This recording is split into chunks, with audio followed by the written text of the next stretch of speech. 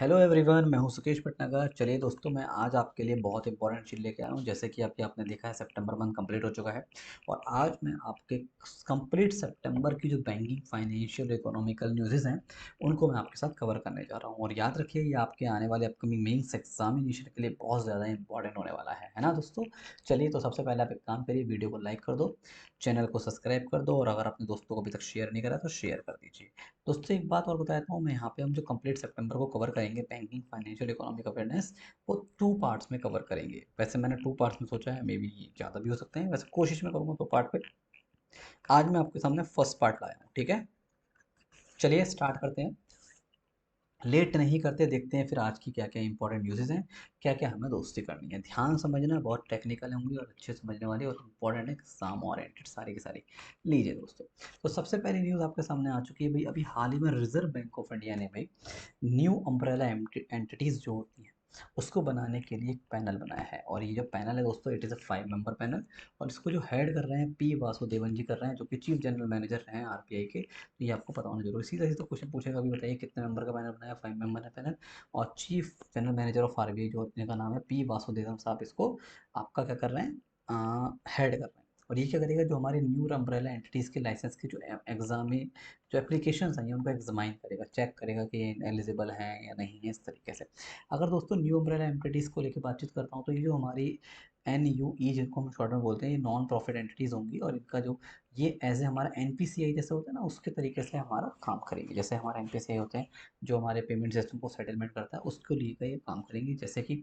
लेकिन ये जो हमारा अ, जो वर्क करेंगी, जैसे एटीएम्स हो गए, वाइट लेबल एटीएम्स हो गए, पॉइंट ऑफ सेल टर्मिनल्स हो गए, एईपीएस हो गए, आधार बेस्ड पेमेंट रेमिटेंस सर्विस हो गई, इनको लेके साथ बातचीत करेंगे।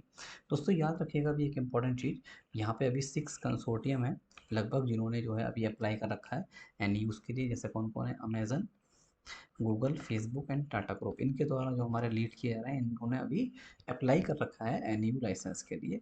और इन्होंने जो है पार्टनरशिप कर रखी है अलग अलग कंपनी से, जैसे रिलायंस इंडस्ट्रीज लिमिटेड के साथ, आईसीआई बैंक के साथ और एक्सिस बैंक के साथ। ये भी आपको पता होना जरूरी है। चलिए आगे देखते हैं। लीजिए दोस्तों, अभी हाल ही में दोस्तों आपको यूको जो बैंक है उसको रिजर्व बैंक ऑफ इंडिया ने प्रॉम्प्ट करेक्टिव एक्शन जो होता है पीसीए फ्रेमवर्क से बाहर कर दिया है। ठीक है, क्योंकि अब ये अब थोड़ा सा लाइन पे आ चुका है, जिसके कारण से करा गया। एक्चुअली याद रखना, यूको बैंक जो गया था दोस्तों, ये आपका लगभग लगभग 4 साल हो चुके हैं, मोर देन 4 ईयर्स हो चुके हैं। उस इतने समय से ये हमारे पीसीए फ्रेमवर्क या पीसीए रेस्ट्रिक्शन में काम कर रहा था। एंड फाइनली अभी हाल ही में आरबीआई ने इसको रिलीज़ कर दिया है। एक इंपॉर्टेंट चीज़ मैं आपको बताता हूँ दोस्तों, जो हमारा पीसी होता है, प्रॉम्प्ट करेक्टिव एक्शन, इसको जो इंट्रोड्यूस कराया आरबीआई ने मई 2017 में इंट्रोड्यूस कराया है, जिससे कि जो हमारे बैंक्स हैं उनको ट्रैक पे लाया जा सके अगर वो सही से काम नहीं करते तो। जनरली वे में जैसे कि अगर किसी बैंक का हाई एनपी हो जाता है, नॉन परफॉर्मिंग एसेट्स बन जाते हैं, रिटर्न ऑफ एसेट्स के निगेटिव चले जाते हैं, तो उसको पीसीए फ्रेमवर्क में ला दिया जाता है। और पीसीए फ्रेमवर्क का मतलब दोस्तों एक तरीके से ऐसा समझ लीजिए कि इसका ट्रीटमेंट हो रहा है यहाँ पे, इसका इसका इलाज किया जाता है आरबीआई के द्वारा। और ये जब तक रहता है जब तक कि ये रिकवर नहीं हो जाता है ना। ये यूको बैंक के बारे में इंफॉर्मेशन हम जरूर ध्यान रखिएगा, ये भी हमें पता होना जरूरी है। चलिए आगे देखते हैं दोस्तों। लीजिए भाई, भैया अभी रिजर्व बैंक ऑफ इंडिया ने बोला है कि हम जो टोकनाइजेशन है उसके स्कोप को बढ़ा रहे हैं। अब बढ़ा किससे रहे हैं? Device based tokenisation to card on file tokenisation service, मतलब COFT। मतलब एक तरीके से टोकनाइजेशन का जो स्कोप है उसको बढ़ा रहे हैं, जिससे कि जो हमारा डेबिट कार्ड होते हैं, क्रेडिट कार्ड होते हैं, उनके सिक्योरिटी को बढ़ाया जा सके। अब याद रखना, ये जो डायरेक्टिव दिए हैं आरबीआई के द्वारा, ये हमारा जो पेमेंट एंड सेटलमेंट एक्ट होता है 2007 का, सेक्शन नंबर 10 का पार्ट 2 और सेक्शन 18 दोनों को साथ एक साथ रीड किया है, उसी के तहत ये गाइडलाइंस दी गई हैं। अब इसमें फीचर में क्या बोला गया है दोस्तों, याद रखना, यहाँ पे आरबीआई ने बोला है कि हम क्या करेंगे, जो हमारे कार्ड इश्यूअर्स जैसे रुपए हुए, वीज़ा हुए, डेबिट कार्ड, इन सबको क्या करना पड़ेगा, इसको परमिटेड कर, ये परमिटेड होंगे है ना, इनको परमिट कर दिया है कि आप इसका यूज़ कर सकते हैं। मतलब टोकन सर्विस प्रोवाइडर होंगे ये इन सर्विस को, जो हमारा टोकनाइजेशन ऑफ कार्ड सर्विसेज को यूज़ करेंगे। अब आरबीआई ने बोला है कि जो हमारा कार्ड टोकनाइजेशन है 1 जनवरी 2022 से, मतलब क्या होगा, एक सिंपल वे में ऐसा कह सकते हैं। देखा होगा दोस्तों आपने, जब भी हम कहीं पे भी ऑनलाइन पेमेंट करते हैं आजकल, है ना, कहीं पे हम शॉपिंग करते हैं, अमेज़न पे सब्सक्रिप्शन, अमेज़न प्राइम पे हम कोई रिचार्ज करते हैं, नेटफ्लिक्स पे करते हैं, तो आपने देखा होगा हम एक बार हम कार्ड डालते हैं तो सारी डिटेल आ जाती है ना। बस हमें लास्ट में सीवीवी डालना पड़ता है। तो दोस्तों अगर देखा जाए तो खतरनाक चीज़ है। है ना। ये आपके सारा डिटेल पहले से ही है, और हम जब भी ट्रांजैक्शन करते हैं बस सीवीवी डालते हैं। तो इसमें यही बोला गया है कि कोई भी एंटिटी कार्ड ट्रांजैक्शन के दौरान कार्ड इशूअर और कार्ड नेटवर्क के अलावा कुछ भी उसका स्टोर नहीं करेगी डेटा। बात समझ में आया। मतलब अब आपको बार बार ट्रांजेक्शन करने के लिए बार बार डेटा डालना पड़ेगा। इनको रेस्ट्रिक्ट कर दिया गया है रिजर्व बैंक ऑफ इंडिया के द्वारा कि आप ऐसे नहीं करेंगे कि जैसे हम आपकी वेबसाइट पे आए, अपने एकदम से फर्स्ट टाइम में हमारा कार्ड यूज़ करा और आपने सारा डेटा सेव कर लिया। अब 1 जनवरी 2022 से ये ऐसा नहीं होगा, ऐसा यहाँ पे आरबीआई ने मना कर दिया है जितनी भी कंपनीज है सबको। तो बहुत इंपॉर्टेंट चीज़ है। तो आप भी यूज़ करते होंगे, देखा होगा आपने, तो अब आगे से ऐसी सुविधा नहीं मिलेगी। ऐसा क्यों? To secure customers, to customer, हम सबको सिक्योर करने के लिए, क्योंकि ऐसे बहुत सारे केसेस हो चुके हैं दोस्तों जिसमें जो है लोगों को इस चीज़ का लॉस हुआ है। ठीक है, तो आप भी ध्यान रखिएगा। चलिए, बहुत इंपॉर्टेंट न्यूज़ है, आगे देखते हैं। लीजिए भाई। भाई अभी हाल ही में रिजर्व बैंक ऑफ इंडिया ने बोला है कि हम जो है जो रेगुलेटरी सैंडबॉक्स है उसका ओपन कर रहे हैं, थर्ड कोहर्ट को ओपन कर रहे हैं, और उसका जो थीम है वो रहेगा एमएसएमई लैंडिंग। दोस्तों याद रखिएगा, जो एलिजिबल सम एंटिटीज़ है वो चाहे तो अपना एप्लीकेशन कर सकती हैं 1 अक्टूबर से 14 नवंबर तक। ये ऑन इसकी लाइन्स ओपन होंगी, ऐसा कह सकते हैं। और याद रखना, जो फर्स्ट कोहर्ट आया था वो नवंबर 2020 में आया था, उसका जो थीम रहा था वो था रिटेल पेमेंट। जब सेकंड वाले का जो थीम था वो हमारा क्रॉस बॉर्डर पेमेंट था, जो कि दिसंबर 2020 में आया था। ठीक है, और एक इंपॉर्टेंट चीज़ याद रखना, फर्स्ट कोहर्ट में हमारी 6 एंटिटीज़ ने कंप्लीट करा था टेस्ट, और सेकंड कोहर्ट में 8 एंटिटीज़ ने करा था, और अभी वाला जो है 14 नवंबर तक लाइन्स ओपन है। देखते हैं क्या होता है। अब दोस्तों आप सोच रहे होंगे सर ये रेगुलेटरी सैंडबॉक्स क्या होता है, इसका मतलब समझ में नहीं आता। देखो दोस्तों याद रखना, रेगुलेटरी सैंडबॉक्स को जो है इंट्रोड्यूस कराया गया था 2019 में। और इसका मीन्स क्या होता है, जो हमारे न्यू प्रोडक्ट्स होते हैं और जो सर्विसेज होती हैं उनको लाइव टेस्टिंग किया जाता है एक रेगुलेटरी एनवायरनमेंट में, है ना। मतलब चेक करते हैं कि वो सही से परफॉर्म करेगा नहीं करेगा, कोई इश्यूज तो नहीं हो सकते। इसी को हम बोलते हैं रेगुलेटरी सैंडबॉक्स। तो याद रखिएगा, अब इसका थर्ड कोहर्ट हो चुका है जिसका थीम है MSME lending, most important for examination. चलिए आगे देखते हैं। लीजिए भाई। भाई अभी हाल ही में क्रॉस बॉर्डर पेमेंट को बढ़ाने के लिए और आसान बनाने के लिए इंडिया और सिंगापुर के बीच में क्या हुआ है, एक एग्रीमेंट साइन हुआ है, जिसमें हमारा रिजर्व बैंक ऑफ इंडिया ने इंडिया की तरफ से और MAS means monetary authority of Singapore ने हाथ मिलाए हैं। अब ये क्या कर रहे हैं, ये दोस्तों हमारा जो पेमेंट सिस्टम है उसको ईजी बनाएंगे और यूपीआई को आपस में जोड़ेंगे। ठीक है, मतलब जो यूपीआई है उसकी मदद से और हमारा सिस्टम को यूजी बनाया जाएगा। जैसे हमारे इंडिया में यूपीआई चलता है और वहाँ जो चलता है दोस्तों पे नाउ, इन दोनों को लिंक करने की बात बोलिए कब तक, जुलाई 2022 तक। मतलब ऐसे कह दो, इंडिया का यूपीआई और सिंगापुर का पे नाउ, इन दोनों को आपस में जोड़ दिया जाएगा जुलाई 2022 तक, ऐसा यहाँ पे बोला जा रहा है। अब ऐसा क्यों कर रहे हैं, क्योंकि हमने जो ग्रुप ऑफ G20 है दोस्तों, हमारा ग्रुप ऑफ 20 नेशंस, इन्होंने अभी यहाँ पे बोला था, एक डिसीजन लिया था कि हम क्रॉस बॉर्डर पेमेंट्स को हम मोर ट्रांसपोर्ट बनाएंगे, फास्टर बनाएंगे और सस्ता बनाएंगे। उसी को ध्यान में रखते हुए इन दो देशों ने एग्रीमेंट साइन किया है, ये आपको ध्यान रखिएगा। इसके अलावा एक इंपॉर्टेंट चीज़ और बताता हूँ दोस्तों, जो हमारा एनपीसीआई इंटरनेशनल प्राइवेट लिमिटेड, इसको एनआईपीएल के नाम से जानते हैं, और जो हमारा एनईटीएस है दोस्तों, नेटवर्क फॉर इलेक्ट्रॉनिक ट्रांसफर, ये भी क्रॉस बॉर्डर इंटरऑपरेबिलिटी जो हमारे पेमेंट्स हैं उसको बढ़ाने के लिए भी इंडिया सिंगापुर के बीच में पहले से ही काम कर रहे हैं, ऐसा हमें बोला जा रहा है। चलिए आगे देखते हैं। लो भाई, अभी हाल ही में रिजर्व बैंक ऑफ इंडिया ने 1 लाख रुपए का जुर्माना लगा दिया है आपके कोसाम्बा मर्चेंटाइल कोऑपरेटिव बैंक, और ये कहाँ पे है, आपके गुजरात के सूरत में पड़ता है, कोसांबा डिस्ट्रिक्ट में। तो आपको ध्यान रखना है। और ये जो जुर्माना लगाया गया है, सेक्शन नंबर 47A के पार्ट के 1 के सी, और सेक्शन 46 के पार्ट 4 के पार्ट 1, और 56 जो बैंकिंग रेगुलेशन एक्ट 1949 है, इन तीनों को रीड करके एक साथ लगा दिया गया है। ठीक है, तो आपको ध्यान रखना है, ये भी इंपॉर्टेंट है बहुत ज़्यादा। चलिए, सीधा क्वेश्चन पूछ सकता है दोस्तों आपसे, ये कोसांबा मर्चेंटाइल कोऑपरेटिव बैंक कहाँ का है, गुजरात का। गुजरात में सूरत डिस्ट्रिक्ट है, कोसांबा जिले का। ठीक है, आगे देखते हैं दोस्तों। लो भाई, आरबीआई अभी पेनल्टी के मूड में है। आरबीआई ने दोस्तों एक बैंक को लपेट रहा 5 लाख का जुर्माना लगाया, कुप्पम कोऑपरेटिव टाउन बैंक, और ये आंध्र प्रदेश के चित्तूर शहर का है, याद रखिएगा। और इसके ऊपर भी पेनल्टी लगाई है। साथ में स्पाइस मनी लिमिटेड जो कंपनी है उस पर 2.44 लाख का पेनल्टी भी इम्पोज कर दिया है आरबीआई के द्वारा। ये भी आपको पता होना जरूरी है भाइयों, इंपॉर्टेंट है। चलिए आगे देखते हैं। लीजिए भाई, बड़ी अच्छी न्यूज़ बच्चों, अभी रिजर्व बैंक ऑफ इंडिया की एक रिपोर्ट आई है, deposits with scheduled commercial banks March 2021। और इसमें बोला गया है कि जो शेड्यूल कमर्शियल बैंक का डिपॉजिट है दोस्तों, फाइनेंशियल ईयर 2021 में, मतलब यानी कि 2020 से 21 तक, यानी कि 1 अप्रैल 2020 से 31 मार्च 2021 तक क्या हुआ है, बढ़ गया है भाई, बढ़ गया है। और कितने परसेंट बढ़ा है, 11.2%। 9% बढ़ा है। ठीक है, याद रखिएगा, ये भी आपको बताना जरूरी है। क्यों? क्योंकि यहाँ पे करंट अकाउंट और सेविंग अकाउंट में ग्रोथ देखा गया है। चलो अच्छी बात है, तो यानी कि फाइनेंशियल इंक्लूजन बढ़ रहा है, बड़ी अच्छी बात है ये तो, है ना, सभी के पास बैंक सर्विस आ रही है। चलिए बहुत बढ़िया, चलिए आगे देखते हैं। नीचे लो भाई, बच्चों अभी हाल ही में रिजर्व बैंक ऑफ इंडिया ने जो सिक्योरिटाइजेशन ऑफ स्टैंडर्ड एसेट्स होते हैं उसको लेकर एक मास्टर डायरेक्शन निकाला है। ठीक है, और साथ में ट्रांसफर ऑफ लोन एक्सपोजर्स को भी लेकर मास्टर डायरेक्शन निकाला है। एक्चुअली हुआ क्या था दोस्तों, जून 2020 में रिजर्व बैंक ऑफ इंडिया ने ड्राफ्ट फ्रेमवर्क निकाला था securitisation of standard assets transfer of loan exposure के ऊपर। तो इसी के ऊपर यहाँ पे इन्होंने अभी मास्टर गाइडलाइंस या फिर मास्टर डायरेक्शन यहाँ पे इशू कर दी है। अब याद रखना है, जो मास्टर डायरेक्शन है सिक्योराइजेशन ऑफ स्टैंडर्ड एसेट्स 2021 में, उसमें क्या बोला गया है, जो लोन हमारे टेनर हैं अप टू 24 मंथ्स के, यानी कि 24 महीने तक के जो लोन है, यानी कि 2 साल तक के, ऐसे लोन जिनका उनका टेनर 2 साल तक है, वो अब एक्सटेंडेड किया जा सकते हैं इंडिविजुअल्स को, एग्रीकल्चर एक्टिविटीज़ के लिए भी, ट्रेड रिसीवेबल्स के लिए भी, है ना। बट मतलब एक तरीके से ऐसे कह सकते हो कि अब एग्रीकल्चर एक्टिविटीज़ के लिए भी लोन जो हमारा 2 साल तक का है उसको भी यहाँ पे कवर कर लिया गया है। और जो ट्रेड रिसीवेबल है जिनका टेन्योर 12 महीनों तक है ना, चाहे वो डिस्काउंटेड है या purchase by lender from their borrowers हैं, कुछ भी, वो भी सिक्योरिटाइजेशन के लिए अब एलिजिबल होंगे, ऐसे कह सकते हैं। अब यहाँ पे कौन कौन हमारे एलिजिबल होंगे इसका फ़ायदा लेने के लिए?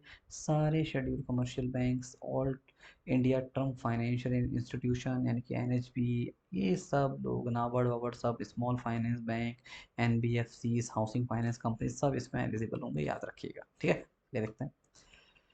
लो भाई, अभी हाल ही में रिजर्व बैंक ऑफ इंडिया ने संजीव चौधरी साहब को अपना पार्ट टाइम चेयरमैन चुना है। किसका? IDFC का। लो भाई, IDFC फर्स्ट बैंक का नाम सुना है ना, यानी कि RBI ने अप्रूव कर दिया। अब तो इन्होंने बोला चलो भाई मौज करो, अब तुम यहाँ पे क्या करोगे, as a part time chairman के तौर पर काम करती रहोगी। तो आप याद रखना, इंपॉर्टेंट क्वेश्चन है। IDFC फर्स्ट बैंक के बारे में बात करी जाए, इसका हेडक्वार्टर आपको मुंबई पड़ता है। V वैद्यनाथन साहब इसके MD CEO के तौर पर काम कर रहे हैं। पार्ट टाइम चेयरमैन कौन बन गए हैं? संजीव जी, याद रखें। आगे देखते हैं दोस्तों, अभी जो जीवन स्मॉल फाइनेंस बैंक है उसने कैरोल फुर्टाडो, ये एक नाम है इंसान का, इनको बना लिया है ऑफिसर ऑन स्पेशल ड्यूटी। और ये 30 सितंबर तक के लिए चुनी गई हैं, ये भी आपको याद रखिएगा। ठीक है, ये एक्चुअली गल है। एक बात और बता दें, 1 अक्टूबर से अब ये क्या बन गई है, इंटरिम चीफ एग्जीक्यूटिव ऑफिसर बना दी गई हैं। आपके किसके लिए? हमारा बैंक के। मतलब एक तरीके से ऐसे कह दो कि पहले ये ऑफिसर ऑन स्पेशल ड्यूटी थी 30 सितंबर तक, अब 1 अक्टूबर से क्या हुआ है, RBI के अप्रूवल के बाद अभी चीफ एग्जीक्यूटिव ऑफिसर बन चुके हैं जीवन स्मॉल फाइनेंस बैंक की। अब ऐसा क्यों हुआ? क्योंकि अभी हाल में जो बैंक के MD हैं और CEO नितिन चग जी ने अभी कुछ समय पहले रिटायरमेंट को, क्या कहते हैं, इस्तीफा दे दिया, रेजिग्नेशन दे दिया, जिसकी वजह से इनको अब आपका क्या बना दिया गया, CEO बना दिया गया है, याद रखिएगा। उज्जीवन स्मॉल फाइनेंस बैंक का हेडक्वार्टर दोस्तों बेंगलुरु में है। बिल्ड बेटर लाइफ इसकी टैगलाइन 2017 में से बनाया गया था। आगे देखते हैं लीजिए भाई, एक बैंक का नाम सुना होगा, श्यामराव विट्ठल कोऑपरेटिव बैंक, है ना, इसका हेडक्वार्टर आपका मुंबई में है दोस्तों। और इसके अभी आशीष सिंघल साहब MD यानी कि मैनेजिंग डायरेक्टर बना दिए गए हैं। और इन्होंने किसको रिप्लेस करा है? अजीत वेणुगोपाल को रिप्लेस करा है, ये भी आपको पता होना जरूरी है। इससे पहले भाई हमारे जो आशीष साहब हैं, ये MD थे किसके? एक्सपीरियंस CIC के, याद रखिए। चलिए आगे देखते हैं लीजिए दोस्तों, अभी स्टेट बैंक ऑफ इंडिया के फॉर्मर चेयरमैन रह चुके हैं रजनीश कुमार साहब, ये तो बता दिया आपको। तो इनको अपॉइंट कर लिया गया है नॉन एग्जीक्यूटिव इंडिपेंडेंट डायरेक्टर, किसका? HSBC एशिया का। लो भाई, हांगकांग शंघाई बैंकिंग कॉर्पोरेट्स जो एशिया है कॉर्पोरेशन, HSBC का एशिया ग्रुप, उसके लिए इनको नॉन एग्जीक्यूटिव डायरेक्टर चुन लिया गया है। इसके अलावा याद रखना, ये हमारे ऑडिट कमेटी और जो risk committee of HSBC Asia है उसके भी मेंबर चुन लिए गए हैं, ये भी आपको याद रखिएगा। आगे देखते हैं लीजिए दोस्तों, टाटा AIA लाइफ इंश्योरेंस का नाम तो सुना ही होगा आप सबने। तो इन्होंने अभी हाल ही में सूबेदार नीरज चोपड़ा जी को तो कौन नहीं जानता भाई, है ना, आप समझ गए होंगे, गोल्ड मेडलिस्ट वाले हमारे भैया। हाँ, तो इनको भैया अपना क्या सुन लिया है, इनके साथ पार्टनरशिप कर लिया और इनको अपना ब्रांड एम्बेसडर बना लिया है। और याद रखना, एक कंपनी का वेरी फर्स्ट ब्रांड पार्टनरशिप है नीरज चोपड़ा का, मतलब पहली, फर्स्ट कह सकते हो। आज तक कभी नीरज चोपड़ा के साथ इन्होंने टाई अप नहीं किया था। और आपको पता ही, इन्होंने गोल्ड मेडल जीता था दोस्तों 2020 ओलंपिक गेम्स में जेवलिन थ्रो में, है ना। आगे देखते हैं लीजिए भाई, अगली न्यूज़ के बारे में अगर बात किया जाए तो अभी भारत सरकार ने हर्षा भूपेंद्र भंगारी साहब, तो याद रखिएगा, हर्षा भूपेंद्र भंगारी जी जो हैं, मैडम है, साहब नहीं है, साहब जी हैं। ठीक है, साहबनी जी, तो इनको एक्सिम बैंक का क्या चुन लिया है? MD चुन लिया है, याद रखिएगा। और 3 साल तक के लिए इनको अपॉइंट करा गया है दोस्तों, ये भी बताना चाहिए। और इन्होंने जो है डेविड रेस्कुइना को रिप्लेस करा है, ये भी आपको पता होना जरूरी है, ये आपको याद रखिएगा, डेविड जी को लपेट दिया। ठीक है, चलिए एक्सिम बैंक के बारे में अगर बात करा जाए, हेडक्वार्टर मुंबई में है और 1982 में से बनाया गया था। खत्म। और एमडी कौन है? हर्षद भूपेंद्र बंगाली जी हैं। चलिए आगे देखते हैं। लीजिए दोस्तों, भाई अभी मैंने एम विद्यानाथन जी के बारे में बताया था ना, वही आ गए हमारे वी विद्यानाथन साहब। तो इनको एम टी सीईओ के तौर पर बना दिया गया है दोस्तों, आईडीएफसी फर्स्ट बैंक का 3 सालों के लिए, और ये 7 सितंबर को चुने गए थे, तो ये भी याद रखना है। और ये 2024 तक काम करेंगे, ये भी आपको पता होना जरूरी है। चलिए आगे देखते हैं। एक सेकंड, हाँ जी। भाई अभी हाल ही में जो controller and auditor general of India है जीसी मुर्मू भाई साहब, गिरीश चंद्र मुर्मू जी को दोस्तों अपॉइंट कर लिया गया है assembly of Asian organisation of supreme audit institution ASOSAI का चेयरमैन। लो भाई, 3 सालों के लिए, यानी कि 2024 से लेकर 2027 तक अभी चेयरमैन के तौर पर काम करते रहेंगे। और एक इम्पॉर्टेंट चीज़ और याद रखना दोस्तों, ये जो 16 नंबर का एसओचाई असेंबली मीटिंग है 2024 वाली, उसको इंडिया होस्ट करेगा। इम्पॉर्टेंट क्वेश्चन है भाई, एग्जाम में आएगा, पता होना चाहिए। ठीक है, चलिए आगे देखते हैं।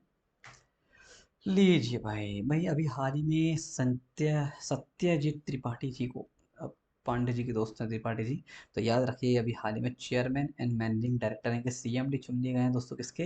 United India insurance company limited के, यानी कि UIIICL के, है ना। और इन्होंने गिरीश राधा कृष्ण जी को लपेट दिया, मतलब इनको रिप्लेस कर दिया, और जो हमारे जून 2021 में रिटायर हो गए थे, कदम कहानी।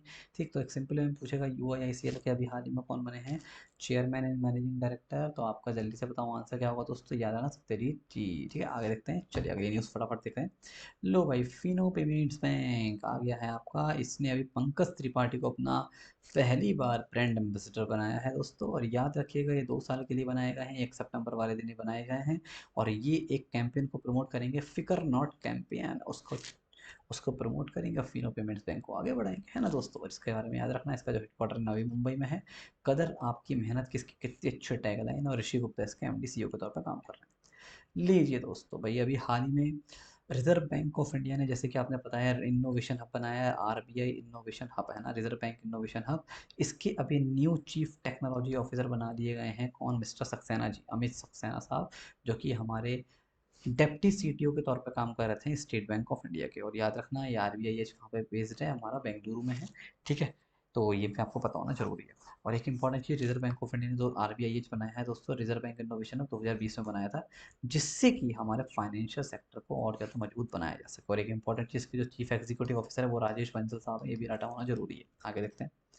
लीजिए भाई, अभी हाल ही में गवर्नमेंट ऑफ इंडिया ने उदय कोटक साहब जी का टर्म जो है as a non executive chairman के तौर पर infrastructure and leasing and financing services, इसके दोस्तों एक्चुअली क्या थे, ये हमारे IL&FS के क्या कर रहे थे, नॉन एग्जीक्यूटिव चेयरमैन के तौर पर काम कर रहे थे। इनको 6 महीने के लिए और बढ़ा दिया। इनके मजे आ गए, अब तुम आराम से मौज करो, 2 अप्रैल 2022 तक इस पोस्ट पे काम करो, मजे आ गए, है ना दोस्तों, आपको याद रखना है। और इसमें इस समय हमारे एज ए एमडी और चीफ एग्जीक्यूटिव ऑफिसर के तौर पर काम कर रहे हैं कोटक महिंद्रा बैंक के, तो आपको जानते हैं। भाई ये अगली न्यूज़ बड़ी प्यारी है बच्चों, अभी हाल ही में मास्टर कार्ड कार्ड जो है उसने Meltwater chess Champions Chess Tour को अपना ऑफिशियल पार्टनर बनाया है। और मैग्नस कार्लसन्स जो है उसको अपना ब्रांड एम्बेसडर बना दिया, ग्लोबल ब्रांड एम्बेसडर। ले भाई, ये तो पता ही है दोस्तों आपको, है ना। तो अभी हाल ही में मैग्नस कार्लसन जो है आपके जाने माने chess player, Mastercard global brand ambassador बना लिए गए हैं। ये आपको अच्छे से पता होना बहुत ज़्यादा जरूरी है, याद रखिएगा दोस्तों। चलिए आगे देखते हैं। लीजिए भाई बच्चों, अभी हाल ही में फ़ोन पे को अभी रिजर्व बैंक ऑफ इंडिया के द्वारा अप्रूवल मिल चुका है कि अभी अकाउंट एग्रीगेटर के तौर पर काम कर सकता है, जिससे कि फाइनेंशियल इंफॉर्मेशन को शेयर कर सकता है। इसका नाम बन गया है फ़ोन पे अकाउंट एग्रीगेटर प्राइवेट लिमिटेड। और इससे पहले अभी हाल ही में IRDAI ने इसे इंश्योरेंस ब्रोकिंग लाइसेंस भी दे दिया था, ये भी आपको पता होना जरूरी है। ठीक है, तो ये आपको इंपॉर्टेंट है, पता होना चाहिए। आगे देखते हैं। लीजिए दोस्तों, भारत पे ने अभी हाल ही में P2P इन्वेस्टमेंट कम बोरोइंग एप्लीकेशन निकाली है, इसका नाम है 12% क्लब। अब इसमें क्या होता है, हर कोई पर्सन जो है इन्वेस्ट कर सकता है और बोरो कर सकता है 12% के रेट ऑफ इंटरेस्ट पर। नाम इसका 12% है। और एक बहुत अच्छी चीज़ है यहाँ पे दोस्तों, हम सब लोन ले सकते हैं, collateral free loan up to 10 lakh rupees तक। लो भाई, 3 महीने तक के लिए 10 लाख रुपए तक का लोन दे रहा है भाई ये, लेकिन वो भी बिना सिक्योरिटी के। अब ऐसे मत सोचियो कभी भी लोन दे देगा मुँह उठा के, कुछ कंडीशन होंगी, आपकी सैलरी स्लिप वगैरह मांगेगा, जॉब वगैरह दिखेगा, करते हो नहीं करते हो अभी तो देगा, ऐसा तो बर्बाद हो जाएगा बेचारा, है ना। चलिए आगे देखते हैं। लीजिए भाई, बहुत इंपॉर्टेंट भाई, नाइजीरिया का जो सेंट्रल बैंक है उसने अभी बोला है हम बिट इंक्लूसिव के साथ हाथ मिलाए हैं, और ये अपनी खुद की क्रिप्टो करेंसी ला रहा है जिसका नाम है ई नायरा, और 2021 के एंड तक ले आएगा, ये आपको याद रखना है दोस्तों। अभी याद रखना, फरवरी 2021 में इसने बोला था कि जो भी हमारे फाइनेंशियल इंस्टीट्यूशंस हैं, जो भी हमारे बैंक्स हैं, वो अगर क्रिप्टो करेंसी में हम जो हैं यूज़ कर रहे हैं, ट्रांजेक्शन कर रहे हैं, उनको बंद कर देंगे या फिर उनको मना कर दिया था। लेकिन अब खुद ही ये अपना जो है लाया है ई नायरा, ये आपको याद रखिएगा, ठीक है, जिससे कि फाइनेंशियल इंक्लूजन को बढ़ाया जा सके। लीजिए भाई, जीका का नाम सुना होगा आपने, जापान इंटरनेशनल कॉपरेशन एजेंसी दोस्तों, इसने अभी $50 मिलियन का यानी कि लगभग 368 करोड़ रुपए का लोन एग्रीमेंट साइन करा है किसके साथ, इंडियन फाइनेंशियल इंस्टीट्यूशन एक इंडियन फाइनेंशियल इंस्टीट्यूशन का नाम है NAC यानी कि नॉर्थन आर्क कैपिटल के साथ। और ये क्या करेगा, जो हमारा एग्रीमेंट है इससे हमारा दोस्तों क्या होगा, वुमेन्स का जो फाइनेंशियल इंक्लूजन है इंडिया में उसको बढ़ाया जा सकेगा, है ना। ये NBFC इसमें फंडिंग करेगा जिससे कि हमारा फाइनेंशियल सर्विस जो वुमेन्स को मिलती है उसको हमारा प्रोवाइड किया जा सके। एक इंपॉर्टेंट चीज़ और याद रखना दोस्तों, ये जो हमारी को फाइनेंसिंग हो रही है, जो लोन है, ये हमारा को फाइनेंसिंग हो किसके द्वारा, USDFC के द्वारा यानी कि United states international development finance corporation के द्वारा। और ये पहला ऐसा इंडिया में को फाइनेंसिंग होगी जिसमें USDFC का रोल है, ऐसा यहाँ पर बोला जा रहा है। चलिए आगे लीजिए भाई, IDBI इंटेक लिमिटेड, इसने दोस्तों अभी हाल ही में इम्प्लीमेंट कर दिया है क्या, IMLN यानी कि एंटी मनी लॉन्ड्रिंग सॉल्यूशन, जो हमारा लाइफ इंश्योरेंस कॉर्पोरेशन यानी कि LIC है वहाँ पे। तो याद रखिए अभी हाल ही में IDBI इंटेक ने क्या करा है, आपका एक इनोवेटिव, आई मतलब होता है दोस्तों innovative anti money laundering solution LIC पर अभी लॉन्च कर दिया है, ऐसा यहाँ पे बोला जा रहा है। तो आपको पता होना चाहिए। सीधा क्वेश्चन पूछेगा अभी हाल ही में किस टेक्नोलॉजी फॉर्म ने LIC के लिए अभी IML लॉन्च करा है, IDBI इंटेक लिमिटेड। चलिए आगे देखते हैं। नाम तो सुनिए सिंपली लर्न का, आपने टीवी में ऐड भी आता हुआ देखा होगा। तो दोस्तों सिंपली लर्न ने अभी हाल ही में IIIT बेंगलोर और NPCI के साथ हाथ मिलाया है जिससे कि हमारा एडवांस एग्जीक्यूटिव साइबर सिक्योरिटी के क्षेत्र में प्रोग्राम लॉन्च किया जा सके, मतलब साइबर सिक्योरिटी को बढ़ाया जा सके। ऐसा यहाँ पे करने के लिए सिंपली लर्न ने पार्टनर किया है IIIT बेंगलुरु के साथ और NPCI के साथ, ये आपको ध्यान रखना है। चलिए, क्लिक्स हाउसिंग फाइनेंस का नाम सुना होगा दोस्तों आपने, है ना। तो अभी हाल ही में जो हमारा IMGC है यानी कि इंडिया मोर्गेज गारंटी कॉरपोरेशन, जो कंट्री का पहला और एकमात्र मोर्गेज गारंटी कंपनी है दोस्तों, इसने क्रिक्स हाउसिंग फाइनेंसिंग के साथ हाथ मिलाया है और ये मोर्गेज बैंक जो होम लोन होते हैं वो आपको ऑफर करेगा, है ना। किसको, सैलरीड और नॉन सैलरीड जो कस्टमर्स हैं हमारे, उनको ये आपको प्रोवाइड करेगा, ऐसा यहाँ पे दिया जा रहा है। और दोस्तों याद रखना है जो हमारा IMCGAC है, ये अफोर्डेबल हाउसिंग जो होता है उसके क्षेत्र में बहुत इंपॉर्टेंट लोन प्ले करता है। और इसका मेन पर्पस क्या है, ये जो एग्रीमेंट है हाउसिंग फॉर ऑल का जो सपना है हमारे माननीय प्रधानमंत्री जी का, कि हम 2022 तक सबको घर दे देंगे, उसी के तहत ये काम किया जा रहा है, ठीक है। चलिए आगे देखते हैं। लीजिए दोस्तों, बच्चों अभी हाल ही में पेयू का नाम सुना है, ये बहुत इंपॉर्टेंट है, आपको जानते भी होंगे, पता भी होगा आपको एग्जाम के लिए भी, है ना। तो पेयू ने अभी हाल ही में जो हमारा बिल्डेक्स है, एक्चुअली इसका पूरा नाम होता है इंडिया आइडियाज .com लिमिटेड, इसको वही लपेट दिया, इसका 100% एक्वायर्ड कर लिया है आपका, मतलब पूरा खरीद लिया इसे पेयू ने। और पेयू जो है एक सब्सिडरी है किसकी, प्रोसेस की। और कितने करोड़ में डील हुई है, 34,000 करोड़ में डील हुई है लगभग, यानी कि $4.7 बिलियन में दोस्तों ये डील हुई है, और इसने इसको लपेट दिया यानी कि इसको खरीद लिया है, ये आपको ध्यान रखिएगा, ठीक है। और याद रखना, ये जो हमारा प्रोसेस है ये हमारा क्या है, एक तरीके से एक बड़ी कंपनी है जो इंटरनेट ग्रुप है और हमारा टेक्नोलॉजी इन्वेस्टर भी है, याद रखिए। और ये किसके इसके अंदर काम करता है, पेयू, ये भी आपको पता होना जरूरी है। चलिए दोस्तों, उम्मीद करता हूँ ये सारे पॉइंट आपको अच्छे समझ में आ गए होंगे। और एक इंपॉर्टेंट चीज़, अगले जो नेक्स्ट पार्ट आएंगे उसमें मैं सारी चीज़ें कवर कर दूंगा, टेंशन मत लो आप, पूरा कंप्लीट कर दिया जाएगा आपका। एक जरूरी इंपॉर्टेंट इन्फॉर्मेशन मैं आपको शेयर कर देता हूँ दोस्तों, कोई भी स्टूडेंट देखो अन अकेडमी पे सब्सक्रिप्शन लेता है तो ले लो भाई, हमारे हर हफ्ते हर वेडनेसडे वाले दिन क्या आते हैं, अन अकेडमी पे कोर्सेज आते रहते हैं, तो आप इसमें आप बेनिफिट लीजिए। अपने दोस्तों को शेयर करना बिल्कुल भी मत भूलिएगा, ठीक है दोस्तों। चलिए, इसके अलावा बात किया जाए तो देखो भाई, अभी ये हमारे जो हैं बैचेस चल रहे हैं, यहाँ पे देखो मेरा भी कोर्स चल रहा है, आप देख रहे हैं 13 अक्टूबर से नया लॉन्च हुआ है, सुबह 7:30 बजे डेली करंट अफेयर्स का आता है, और अभी 10 बजे बिल्कुल जीरो टू हीरो कोर्स चल रहा है, उसमें सारे बच्चे आओ रेगुलर में पढ़ना शुरू कर दो, है ना।